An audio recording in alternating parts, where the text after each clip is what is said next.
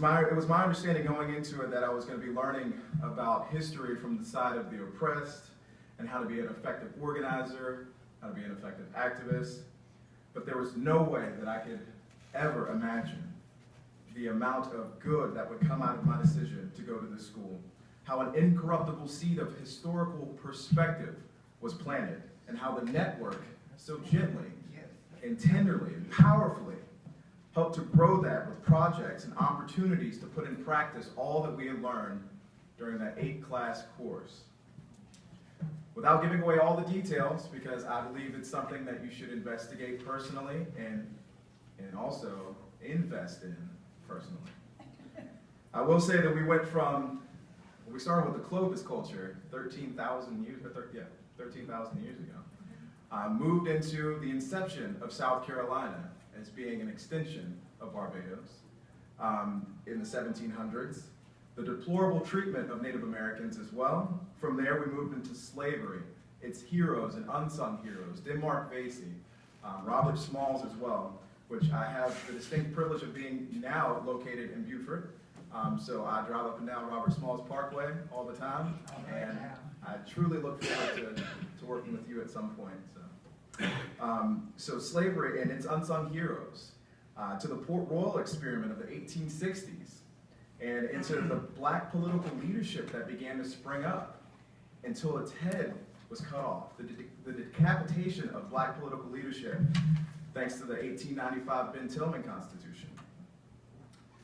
From there, we moved into the Jim Crow era, which exposed all of the movements that were happening at that time between SNCC, which we are celebrating this week, and all of the progressive movements that were taking place during the Jim Crow era, into the civil rights movement, into how it was decapitated, the Southern Strategy, Lee Atwater, into the movements of the 60s and 70s, the brilliance of Grow, the brilliance of Point, the brilliance of Becky, the brilliance of Brett, into modern day fight for racial justice, immigrants' rights, workers' rights, clean elections, and a healthy democracy.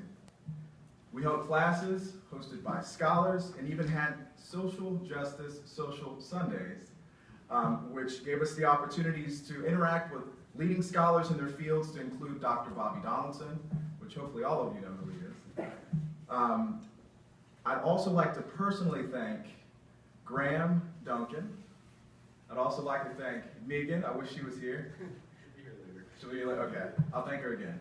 And also Rose, Graham's daughter, for helping to facilitate a wonderful, wonderful discussion. They kept everything seamless. They were working the technology. Graham and Megan contributed very heavily to all the analytic research that was done. This really allowed for the class to engage in deeper level discussions during the class rather than being bogged down by technical difficulties. And speaking of the communication, it got to a point where it got a little frustrating for my wife because I wouldn't get home till around 11 o'clock at night. Staying after hours to speak with Kyle, to speak with Brett, to speak with Graham, and of course to speak with Daniel. Those classmates went beyond the classroom and have now become very close friends. So if you all don't mind, I'd like for all the graduates of the Modjeska School to stand, and if we can give them a round of applause, I think that would be definitely in order.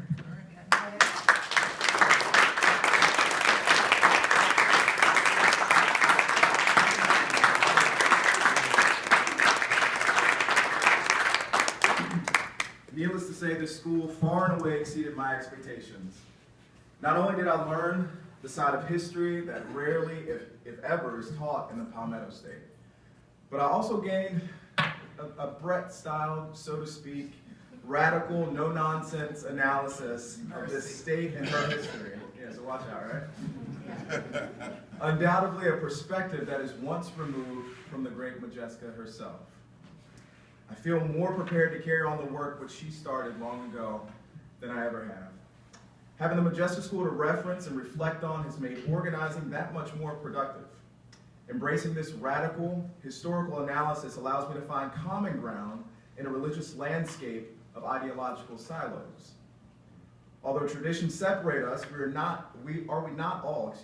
although traditions may separate us, are we not all concerned citizens living in this community?